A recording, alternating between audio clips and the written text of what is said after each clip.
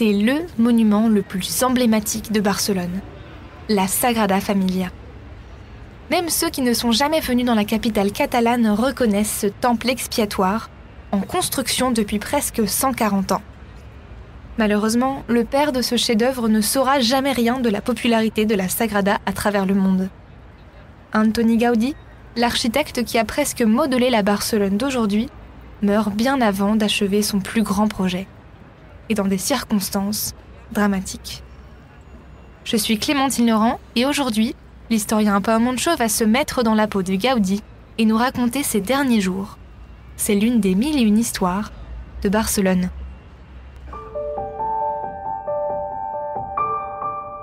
Les 1001 histoires de Barcelone, un podcast Equinox Radio.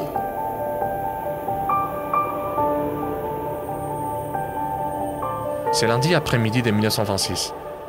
La chaleur humide de Barcelone étouffe les ouvriers qui rentrent chez eux après l'usine. Comme tous les habitants de la ville, à 17h30, je m'apprête moi aussi à quitter mon lieu de travail. Pour moi, qui a vécu dans le parc Güell pendant près de 20 ans, les 3 kilomètres entre la Sagrada Familia et l'église de San Felipe Neri ne sont pas un problème. Maintenant que je vis dans la Sagrada Familia depuis un peu plus de 6 mois, traverser Barcelone n'est qu'une simple promenade. Bon, honnêtement, je n'ai jamais eu une santé de fer. Le rhumatisme et l'arthrite m'accompagnent depuis très longtemps, même si ces derniers temps, je me sens un peu plus faible.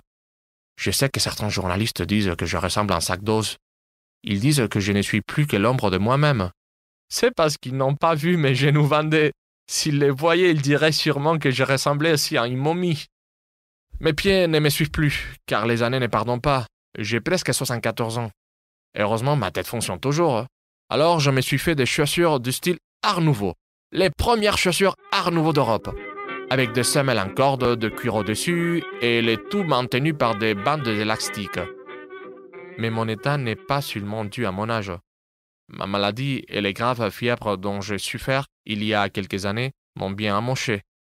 Mes médecins me disent « Pour l'amour de Dieu, veuillez prendre soin de votre alimentation. » Mais qu'est-ce que Dieu a à voir avec mon régime végétarien? C'est vrai aussi que depuis quelque temps, j'ai une canne. Et j'ai aucune honte à marcher avec. Si l'architecture m'a appris quelque chose ces dernières années, c'est que les moyens plus efficaces de répartir la charge, c'est la courbe de l'arc. Et cette courbe est celle que ma canne et moi formons aujourd'hui. Bien sûr, je me suis assuré que la pointe de la canne est un bout de caoutchouc pour éviter de glisser.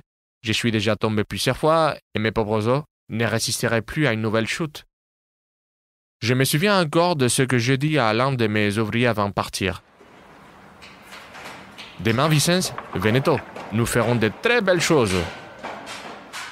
Je me mets donc en route, comme chaque jour, pour aller voir Agustimas, mon conseiller spirituel et bon ami, à qui je rends visite tous les jours à San Felipe Neri, et pour voir aussi mon grand ami le docteur Santalo, qui se remet tout juste d'une opération de la prostate.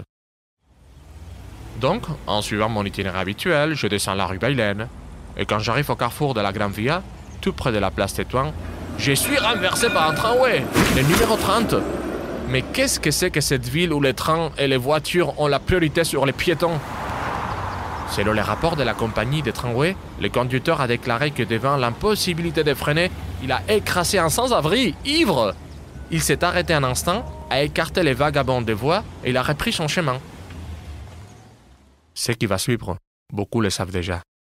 2 piétons courent vers moi pour m'aider. Je saigne d'une oreille. Personne ne me reconnaît à ce moment-là. Tout ce que j'ai sur moi, c'est un poignet de fruits secs et une Bible. Les passants essayent de héler un taxi, 3 fois, pour m'amener à l'hôpital. Mais la peur que je tâche leur siège de voiture est plus forte que la charité chrétienne. Je ne suis pas tout à fait conscient. Ma tête me fait horriblement mal. Finalement, la police force un 4e taxi à m'amener au centre de premier secours de Sant Pere. Là, on me diagnostique plusieurs côtes cassées, une commotion cérébrale et une hémorragie à l'oreille. On décide de me transférer à l'hôpital clinique, mais le chauffeur de l'ambulance choisit de m'amener à l'ancien hôpital de la Santa Creu, dans le Raval, qui est beaucoup plus proche. Cette même nuit, Mossèn Parés, près de la Sagrada Familia, ainsi que l'architecte Sugragnes, l'un de mes collaborateurs, s'inquiète de ma disparition et commence à me chercher, au poste de la police, dans les hôpitaux, au centre de premiers secours de Barcelone. Mais ce n'est qu'à l'aube qu'il me retrouve dans une salle avec d'autres malades de l'hôpital de la Santa Creu. Le lendemain, la nouvelle de mon accident court dans toute la ville. On me transfère donc dans une chambre privée. Des personnalités de la ville me rendent visite, dont le maire lui-même, Varo Davive, il me propose de me trouver une chambre dans une clinique privée. C'est plus conforme à ce qu'on attend d'un grand architecte, me dit-il. Mais je le décline poliment. Si je meurs, je vais mourir au milieu des gens ordinaires. Dans à peine 2 semaines, j'aurai fêté mes 74 ans. Mais ce jeudi 10 juin 1926, alors qu'à 5 heures de l'après-midi, les ouvriers des usines de Barcelone quittent leur travail et cherchent une terrasse où papoter autour d'un petit verre du vin, moi, Antoni Gaudí i Cornet, je quitte Barcelone pour toujours. Même si Gaudí est mort il y a presque un siècle, on peut dire que d'une certaine façon, il est toujours présent. Son plus beau chef-d'œuvre, la Sagrada Familia, continue de grandir et des milliers de touristes venus des 4 coins du monde se pressent pour admirer la Casa Bayo, la Pedrera ou encore le parc Güell. Les fruits de son génie sont devenus ce que la ville a de plus précieux. En fin de compte, l'âme de Gaudí est toujours là, dans les rues de Barcelone.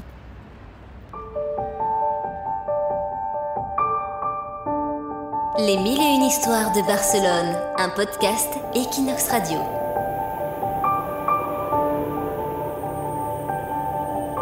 C'était l'une des 1001 histoires de Barcelone, un podcast produit par Clémentine Laurent pour Equinox et présenté par Pau Moncho, historien et guide de Passejant per Barcelona. Écoutez-nous sur Equinox rubrique podcast, sur Spotify, Apple Podcasts et toutes les plateformes. N'hésitez pas à partager cet épisode et rendez-vous dans 2 semaines pour écouter une nouvelle histoire de Barcelone.